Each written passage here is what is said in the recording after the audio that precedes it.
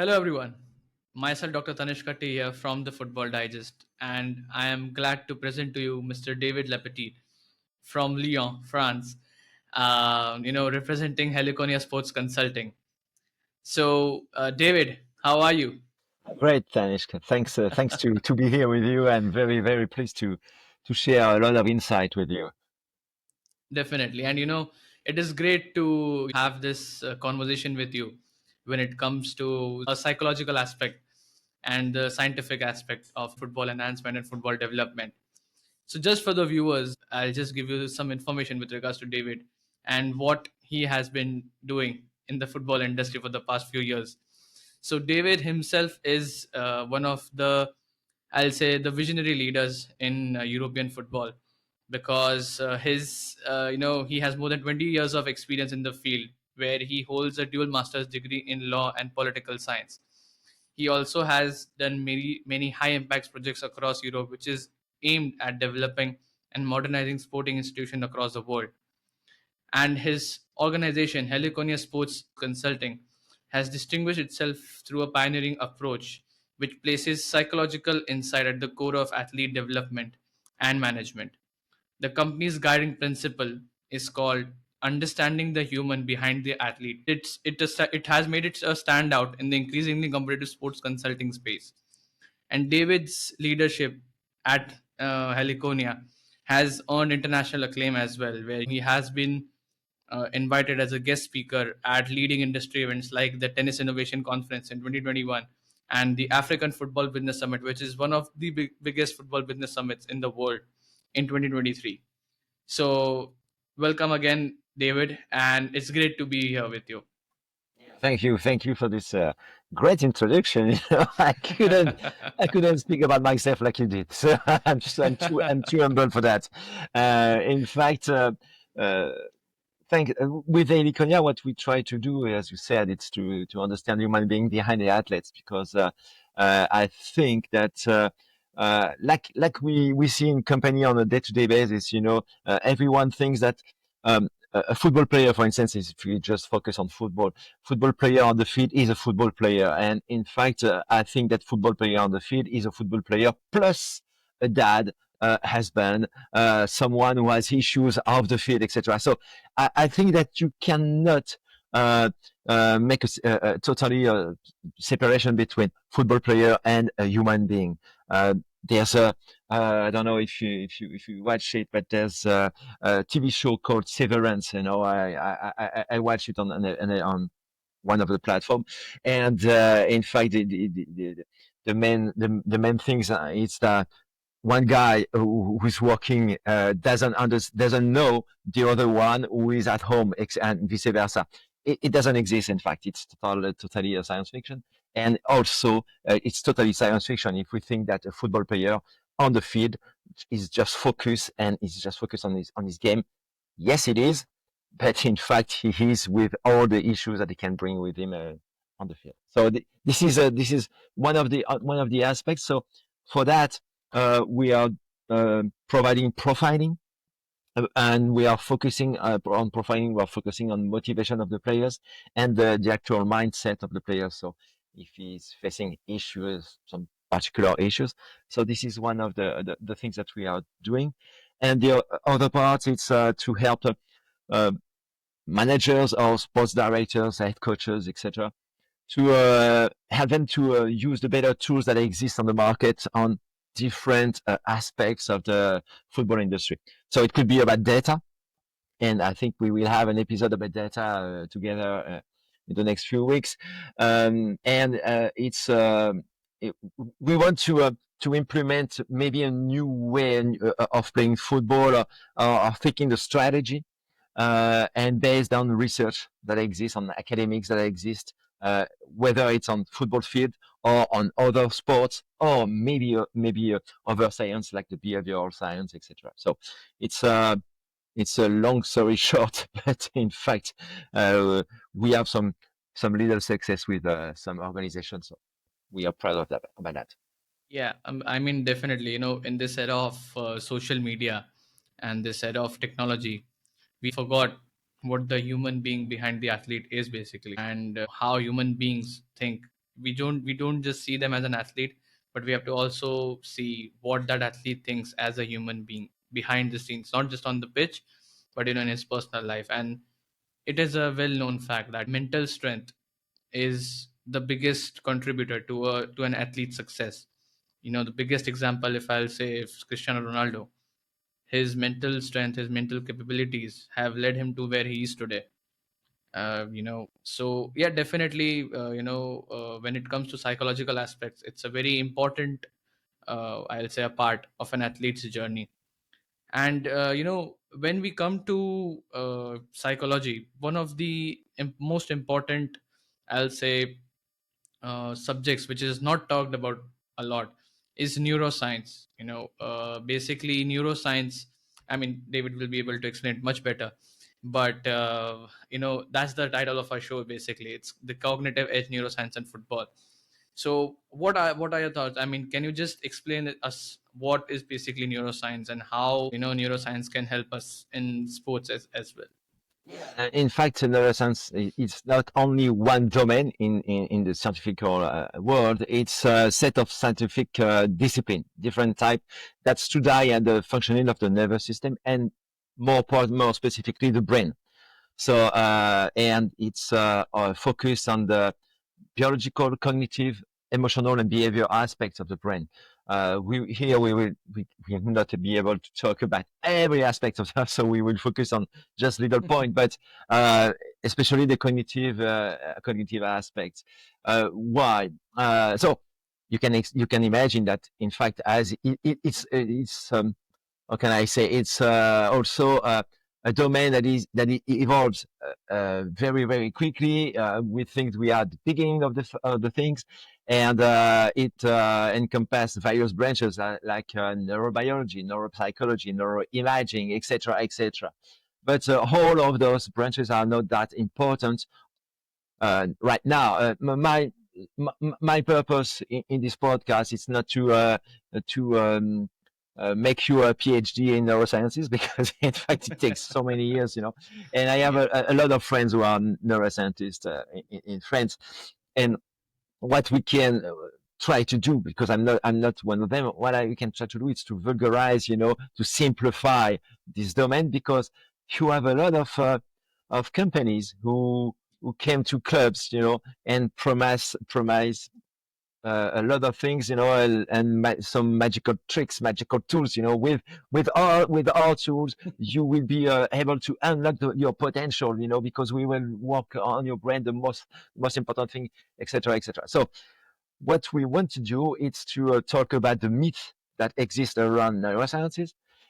Is it a tool or a domain that we have to investigate and that help the players and the human being to be better, etc., etc. So there's no, how can I say, straight answer to that, but we will try to illustrate with you how the brain works, the main things, and what are the consequences on the most important thing for me, the relationship between the manager and the players. So it's just a little part of what could be taught about neurosciences and sports, but we have to start step by step, and then we will see in the second episode we will see another part of this how can I say a side effect of using neurosciences, or thinking that it's good to use neurosciences in sport.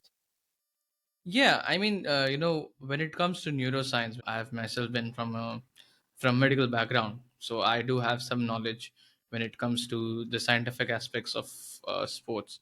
But I just wanted to know what are the basic. I'll say, we'll start with the basic principles as to what neuroscience basically consists of. Just if you can give a brief as to, say, with maybe two or three pointers, how is neuroscience as a field very important for the player enhancement or the player development? As I said, I think one of the most important thing in player development is the relationship that you can build between a manager, head coach, sports director, etc., and even in company, of course, and the player. So most of the time you build your strategy. You think that your strategy will be very well understood and very well played on the field. So, but it's not the case. It's never the case. Why? In fact, because and the question is why my message is not well understood by the player. So in fact, it's because we are 7 billion people on the planet, maybe a little bit more, and you are very very huge in India over that, and and so you have 7 billion different way of seeing the world, and it's Yeah. totally crazy. So what does it mean? It means that in fact you, Tanishq, you create your own version of the world that you see, and me, I have my own version. Okay, so how can we be together on the same time with the same thing, understand the same thing? I just created something for you right now. So if I if I if I tell you, what do you see right now? That's a red football, That's a red I'll say. ball, football. Okay, now what do you see? I'll say it's a glass half full. Yes, half full. So no, and I have a third picture. Don't worry. So you said half full. Yeah. It's a HR test. Usually it's a HR test, and I answer to this question. It's a glass empty, half empty. And the Okay. people in front of me said, "Wow, you're a pessimistic guy." I said, "No, I'm thirsty. I'm thirsty. And I want to drink the water, but it's not very empty. It's not very full." And in fact, what does it mean? It means that we have together the same information. We perceive the same information, a glass with water on it, but we Yeah. don't have the same interpretation of what we see. So it means that with the same information, if I give you one message, it will be understood differently by two players. So this is interesting to understand that, because in fact, it's not because your player is not smart. It's because he has his own reality, and his own reality is based on, maybe, I don't know, experience, maybe on the context. And we very often, and it's the more important thing, this word, the context. We always always forget the context.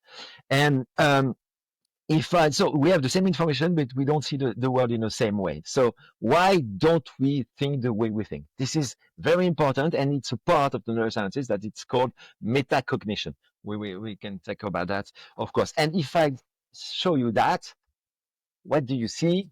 I hope it's clear enough. Yeah. Yeah, it's clear. I basically see, I'll say, a jaguar and a bird, and both of them are on a tree. But when we see it from a different perspective, I believe people will say that it's a woman's face. You're correct on everything. There's a bird, a jaguar, but in fact, never mind. Never mind what you do your answer. It means that when it's going to be a little bit more complex. You know, what did you do? In fact, um, 70% of what we've perceived, it's come from the eyes. So when you have a complex picture like this, because there's a lot of information in these pictures, your brain is trying to create an image, very simple image that you will be able to understand. So it's like a puzzle. You have a lot of information, but you don't have the full picture, and your brain will try to fill the hole in the picture. So it means that maybe you saw the jaguar first, and I saw the woman first. So this for illustrating that the more information that you have, and it's the statistic, the probability is that the more information that you have, and the more the difference between you and me will be revealed. Okay, so one of the common error for manager is to say he didn't understand, and for politics too, he didn't understand what I wanted to do, so I will gather him with more information. It's not like this. In fact, it's too simple to think that he lacks information to understand the things. No, because some people need to have more information, and others needs to go straight to the point. For me, for instance, if I remember I played football, and the coach said, "David, you will have to play like this, like this." I said, "Okay," but my first question will be why. I wanted to understand the meaning of the strategy. Other guys around me, it said, "Okay, coach, we go." They didn't have to understand the whole things. So this is one of the things that we can learn about the brain. So we are all different, and the way we are thinking, it's depending of the context, experiences, etc., etc. And the way that we are uh, providing information, that we are thinking about what we receive as message, um, we are using some tricks, in fact. And one of them is heuristics. It's called heuristics. So to go to one intention to action, we using heuristics. It means, for instance, when I see you for the first time, Tanishq, and I shake your hands. Hello, Tanishq, how are you? Okay, you do the Yeah. same. You do the same. But both of us won't calculate the angle of my approach of my hand and the pressure Yeah. that I will put on your hand, etc. Because in fact, if I have to think about that, I would be crazy, because we can't think about all the things at the same time. So we are doing things automatically, but it's for our best intentions. It's to how can I say, to make the better decision that we have, that we think it is, very quickly. And in fact, those heuristics saves our lives in the ancient time, saved our lives, and now it can make mistakes.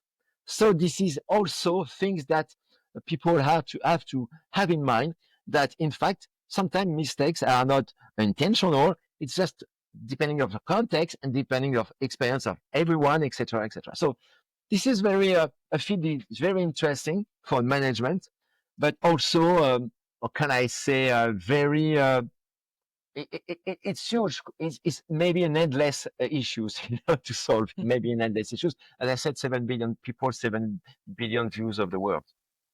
Yeah, and you raise a very fair point, if I'll say, because what happens is, like you mentioned before, the manager wants to convey his or her message, but the players are so different in their, I'll say, in grasping the whole concept, that players might not be able to get that, or players might be able to get just half the information of what they're actually asked to do. So I'll just ask you one question: what makes an elite manager, or what makes a manager different from, I'll say, a person who is able to someone like Pep Guardiola, because he's a very tactical manager, so his ideas need to be well focused and well thought upon. So how does Pep Guardiola become different than, what I'll say, someone like Carlo Ancelotti? Because both of them are successful, both of them have different styles of play, but how do you believe, when we consider your concept of perceiving knowledge and perceiving information, how is it that Pep Guardiola is able to get that across so well as compared to someone like Carlo Ancelotti, or vice versa? We are just talking about the psychological aspect right here. I Yeah. don't know. I don't know Pep Guardiola or Ancelotti personally. What I can say about, for instance, Pep Guardiola. He started at Barcelona. Yeah. Uh, the huge advantage starting at Barcelona. First, he was a product of this club, and Barcelona is a multi-sports club. Okay, Yeah. so first, he had he benefits the fact that some research were produced on other sports in Barcelona, specifically handball. Okay, and in fact, the way that he played first with Barcelona, it was, I don't know if you remember, it's like a sort of handball on the football pitch, a lot of possession, a lot of passes, short passes. And it's not like Roca Bonita or the Tiki Taka in Colombia. No, it was very, very interesting. And all the passes were assessed at the time. Thanks to the research that were made in handball and basketball. So we are not on the psychological aspect about Guardiola. I don't think so. And I know the pressure that, because I have a friend of mine who are working in the UK. I know the pressure that he put on players. I know that he demands a lot of his players, but on the other part, he recognized their talents. But the players who played in City were very, very under a lot of constraints. Just the physical aspect, the weight, etc., etc. And Ancelotti, I think it's totally different. And I think it's totally different. And I think as I would see Ancelotti as a manager and Guardiola as a general. In the army. So two different type of person. And Ancelotti, I think, what he likes to do is to uh, to reveal not to reveal talent, because he knows that the player that he is working with have a lot of talents.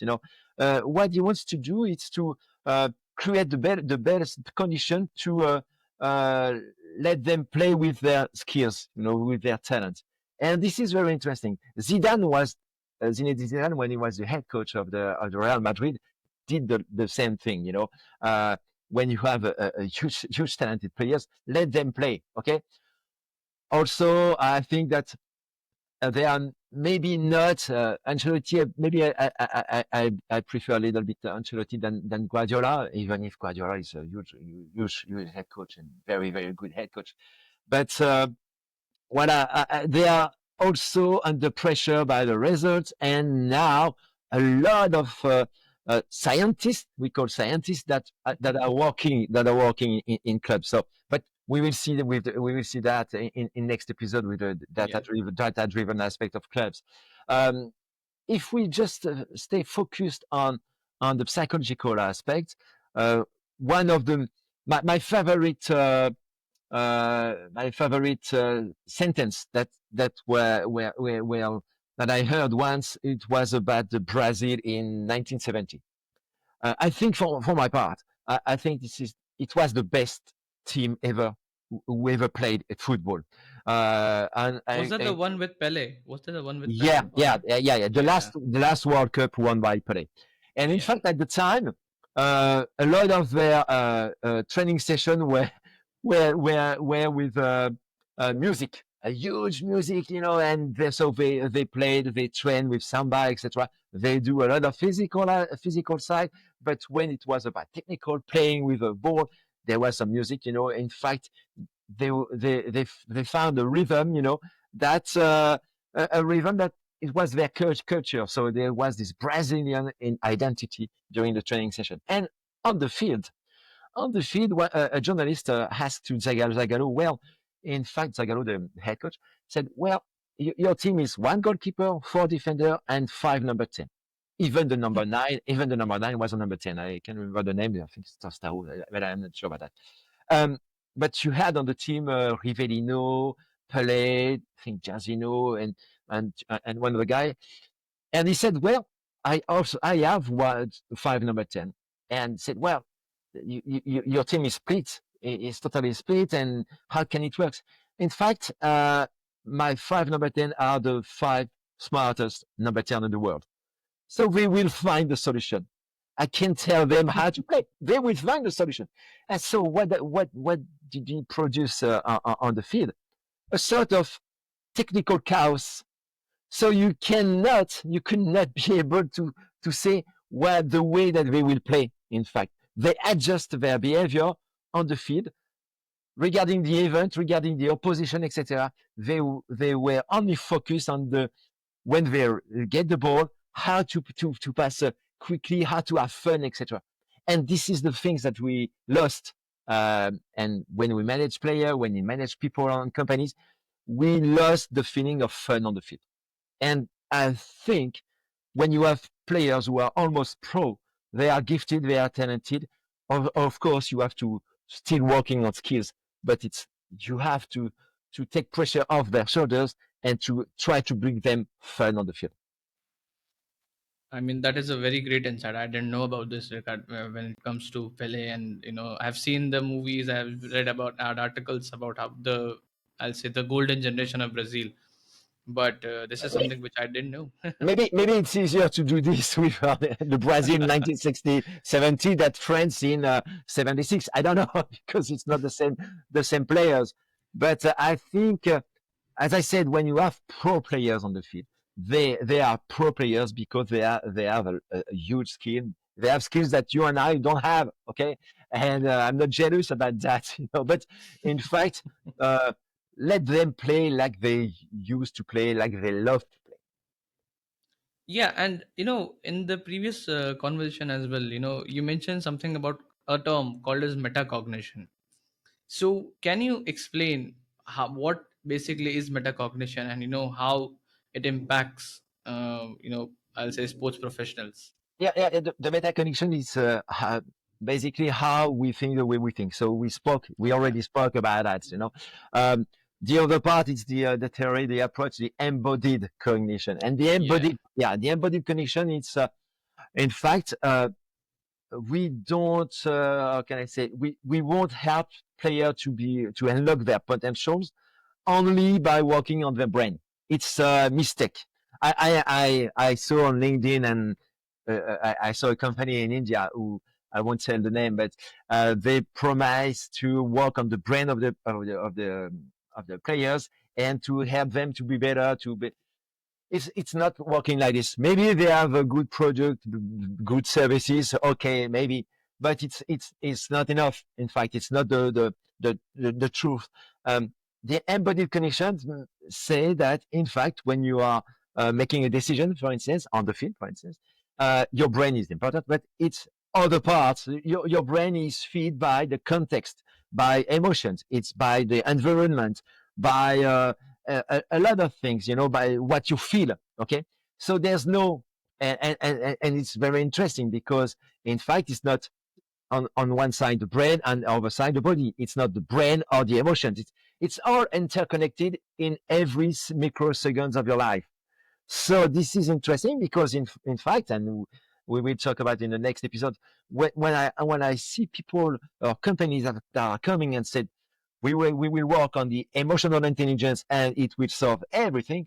No, it cannot, because in fact what they are doing, and maybe I'm wrong, but I know that I spoke with friends of mine who not very high neuroscientists in France.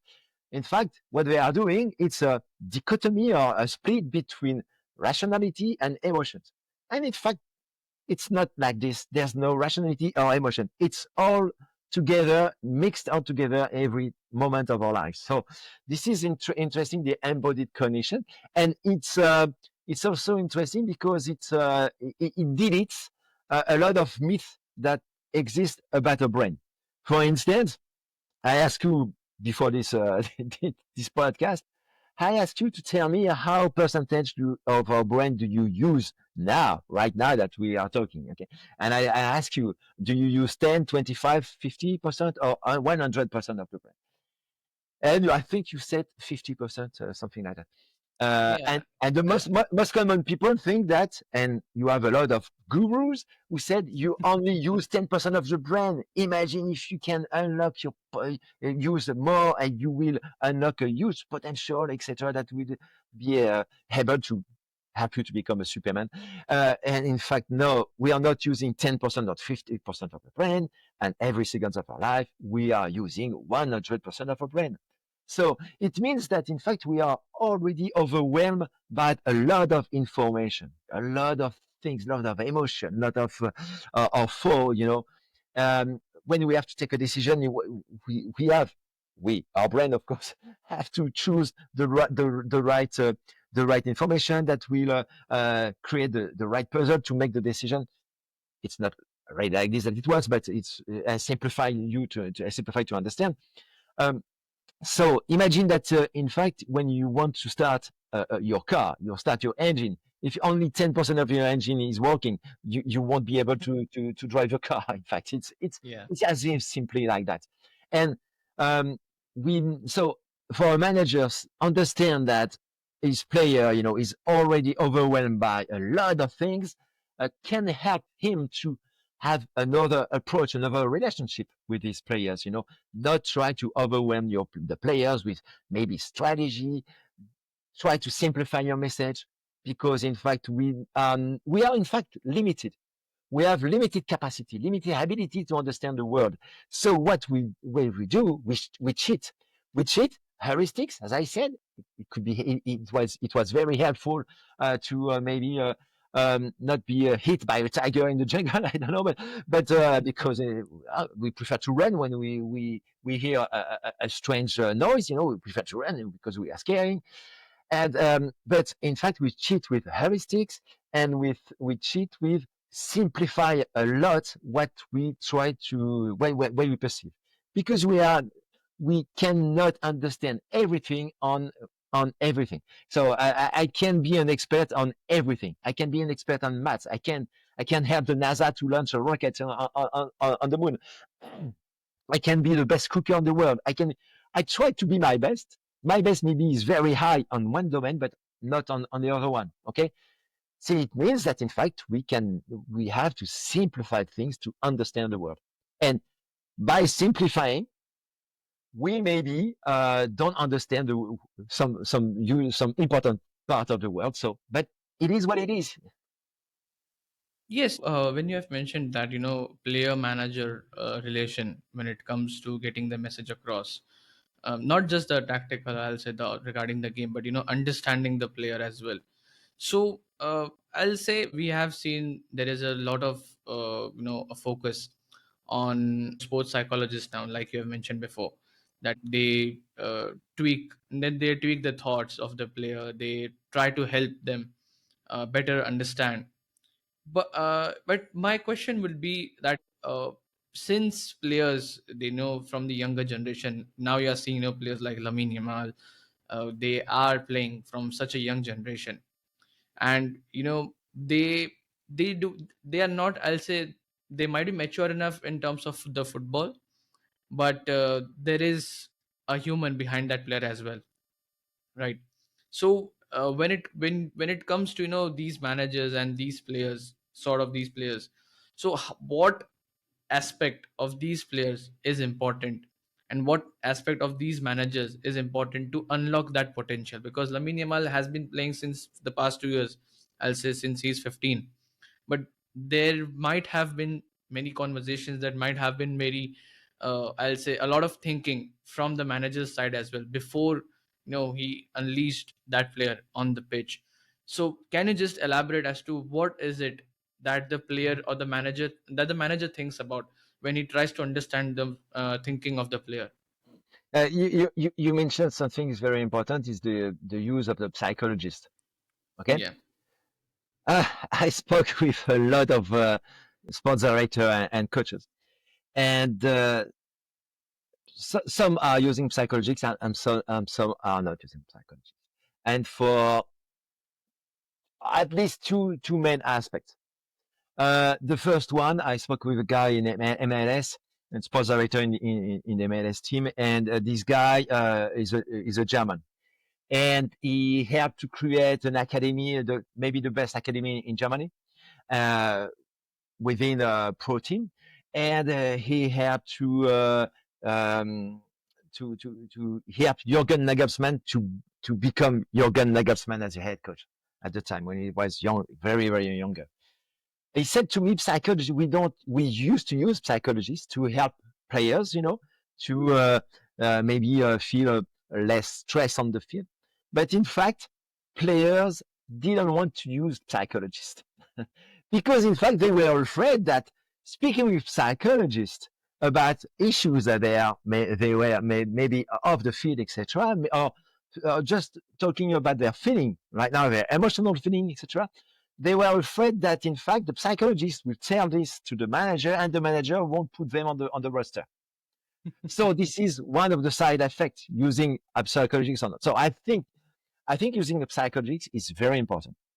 And of course the choice of a good psychologist is very important. So it's not my field, but it has to be clear. The mission of psychologists has to be clear, and to be clear for the psychologists and for the players. It's not. It has not to be seen as a sanction. If you're telling things. So it has to be very. We I have a word in French. It's bienveillant. You have to empathize. Empathize. Yeah, very very empathic. And in French, I think it's that. So the psychologist has to be very keen to understand the player and to assure them there's what's going on between psychologists and players. Stay with the psychologist. So this is the first thing, and the other part it's to uh, think that the psychologist is as good as a mental preparator. Okay, it is not. The mental preparation is another part, of course, of psychology. I don't know a lot about mental preparation. Okay, and I think it's a domain that is very, very hard to manage. But what I know is a lot of things. When you said how can we help people, young player to unlock their potentials, I would say that the technical aspect is already there. So the potential that you think, it's about the mental aspect. As I said before, why do you think that you can unlock a mental aspect of the game, of a player? Sorry, because we are already overwhelmed. So it's not unlock a potential. It's just to remember that football is just a game. And in fact, maybe putting together a lot of experts that will help on a day-to-day basis, the player will put more pressure on the shoulder of the player.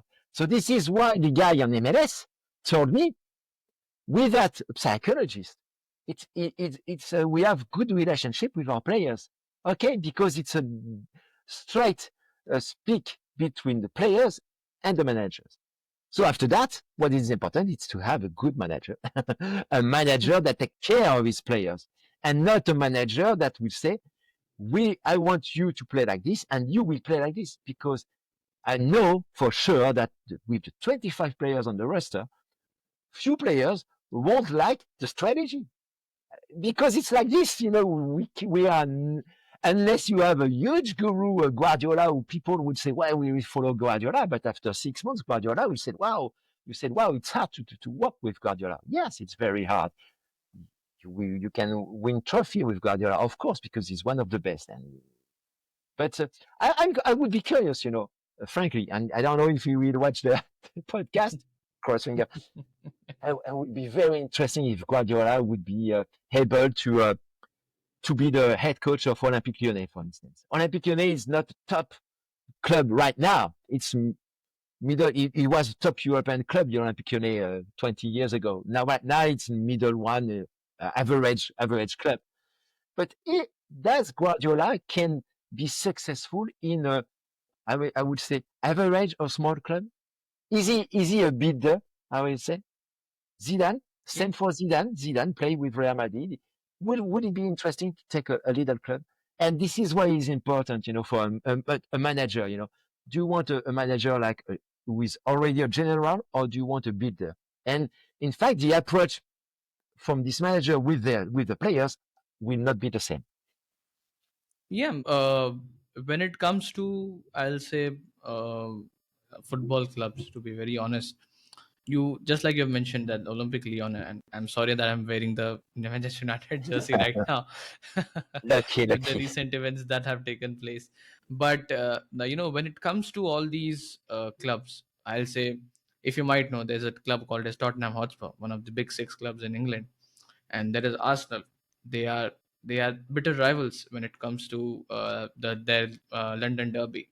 But there is a difference when it comes to Arsenal and Tottenham.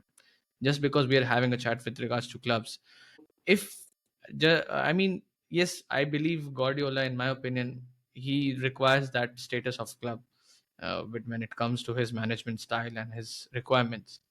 But I'll also just ask you a question. You might have heard that there is a Spursy way, because Spurs are not able to win trophies even though they're able to reach so many finals, right?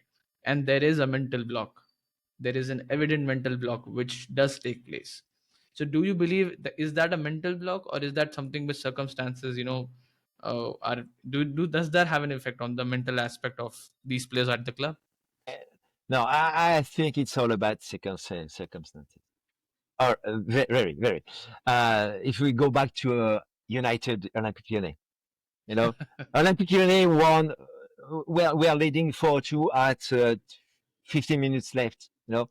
And in fact, the circumstances, and I heard a guy on the British TV said, well, the mental aspect was very huge, well work on the mental aspect. Come on. Our coach, the Olympique Lyonnais coach, Paulo Fonseca, did the things. Fonseca. Maybe it was a mistake, but when you take your decision, in fact, you don't know if it's going to be a mistake or not. You will not know if it's a good or bad decision that you. It's only the result a few minutes later that will tell you it was good or a bad decision. Sorry. So he decided to take off two of offensive players, Cherki and another one, and to put two defenders, thinking is that in 50 minutes you won't be able to concede 3 goals. He was wrong, but maybe in other circumstances he was right. But I don't think there's a link related with mental aspects of the game. It's a mental aspect on the coach, of course, because was he afraid? Or maybe Cherki was injured and we didn't know, so he had to take him off of the field. Uh, just don't forget, Maguire on the last goal pushed the defender before doing the head. It wasn't seen, it wasn't whistled. No VAR on this, but it was a fault, on my opinion. Never mind if United won or not. It's just a game, and it was a great game at the end. But in fact, I don't think the mental aspect was the most important thing on this particular game. Is there a mental block? We all think there's a mental block on everything. I just think it's maybe you can be lucky or unlucky. It's, if I'm thinking about tennis, for instance, golf. It's very important. Golf. Do you know that in fact pro players in golf think that they did a nice round, because it's 4 round, a tournament of golf is 4 round. They did a nice round if they did 6 good strokes in the round. They play 70 strokes on the round, but if they do only 10% of good strokes, it's a good game for them. So the mental aspect, he said, I'm sure that I won't be successful, maybe. And in fact, we found a way. But there's what makes the difference between winning a golf tournament or not winning a golf tournament? It's not only about you. It's also about your opponent. It's also about maybe the wind. Maybe I don't know. Maybe you're tired because in fact you didn't feel well in the morning. So on the game, the mental aspect of it's important, but it's not as important for me as circumstances. A good or bad decision by the coach. Well, I don't know. I don't know. It's fun because now, no, we will talk about that in the data episode. But the new tools that are coming, the AI, for instance. Yeah. I know a company that will be focused on the body language of the players on the field. And we tell, and in fact, its goal is to tell to analysts that will be on the stadium with, of course, computers said, this guy maybe tonight is not as good as usual, just because of looking at his body language. And so the analyst will tell to the head coach, well, maybe we have to attack on the left side or the right side, depending on the guy, because he's not as good as usual. I think it's a mistake because you can't, the body language, for instance, theory is not existent, is not proven scientifically since years. In fact, it's totally the opposite. And thinking that the AI will help us to have a better decision, I'm not that sure, in fact. Yeah, I mean, it was, yeah, I mean, you did clear a lot of aspects when it comes to the mental aspect, and the integration of how neuroscience and what are the theories basically when we consider player development, the manager player relationship, and what are, I'll say, the misconceptions when it comes to neuroscience or the psychological aspects of the game. But yeah, definitely, I mean, it was great to have a chat on these aspects. And would you like to give a closing statement? I think it's as I said, important maybe to work with psychologists. It's hard to find good psychologists. Don't just remember that we have limited capacity, not intellectual, because you can create a lot of things, but our brain is already overwhelmed by a lot of things. So we have to make decisions very quickly, very fast. And if we don't understand the message by the coach, it's not because we don't want, but because it hurts our beliefs or it hurts our vision of the world. We didn't talk about that, but how to make decision, but it, we don't have a lot of time, of course. But so it's important for a coach to understand that he has in front of him 25 different words, so he has to manage all those things and simplify his message and trying to bring back fun on the field. Yeah, definitely. And when it comes to the decision making that you have said before, can you also just, I'll say, and just give a brief as to what do you believe is when it comes to decision making and the psychological aspect? How does it work? Because Sorry. how does it work? Because I did not hear one. How the decision making process works? This is what you want Yeah. to say. Okay. Yeah. Basically, very short term. Basically, the decision making process. If we remember the embodied connection, in fact, there's 4 steps. The first one is knowledge. You acquire knowledge. In fact, since you're born, you know that the fire is burning. And it's hot and it hurts. So, by example, you know and then through thanks to this knowledge you create your own beliefs. you know Yeah. well, smoking is not good for your health. You can die from smoking, Yeah. because there are knowledge about that. And you create your beliefs.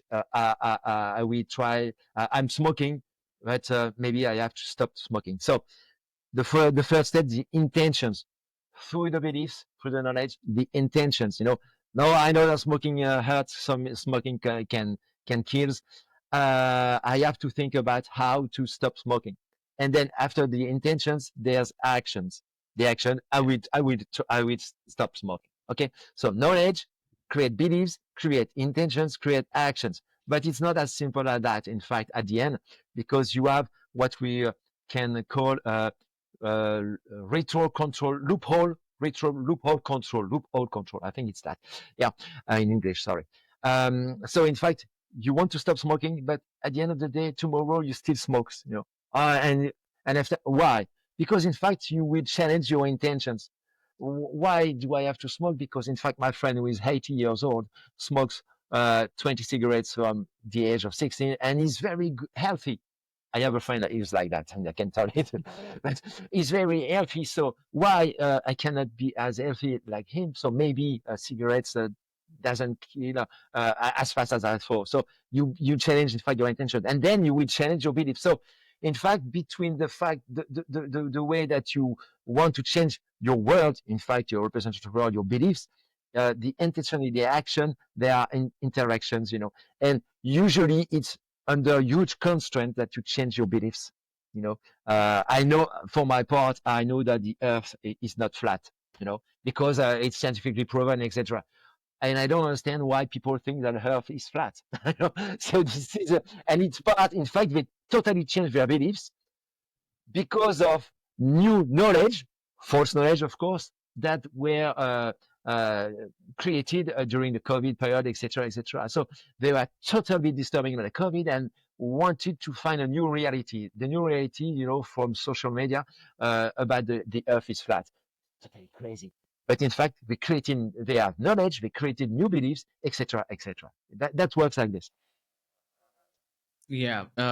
Thank you for the update, because this was a great chat to have when it comes to neuroscience and football. And it's not a perspective that is talked about a lot, but it should be, because psychology and psychological aspects for any human being, not just the players, but any human being, is very important in my opinion. But yeah, it was great to have a chat with you on these Great. It was aspects. great, Tanishq. I hope that it was very easy to understand, and it's a very thin part of what we can talk about. And I encourage people to search on the web and or try to understand how the behavioral sciences works. And I think it's a next good step for football players. Yeah. Yeah, and definitely, and that is the reason why even in this collaboration that we have with Helliconia, we have taken it step by step. So once we understand the psychological aspect, then we move on the next episode, which is the data aspect. So yeah, but it was great to have a chat with you, David, and Thank you, Tanishq. I would like to formally once again welcome you on the Football Digest podcast. So, all right. So this is the end of the Yes. episode, and it was great to have a chat with you. Thank you so much for listening, to all our subscribers, to all our followers. And I'll just reveal that we have hit 1,000 subscribers today. So on our channel. So it's also a great achievement for us as well. And it was great to have you on the podcast. And we'll see you on the next episode as well with David, coming soon in the month With of pleasure. June. Yeah. With pleasure, and with another jersey, please, Tanishq. No, no, Thanks a lot. definitely. Thanks Yeah, a lot. thank you so much. And this is Dr. Tanishq Katti and David signing off.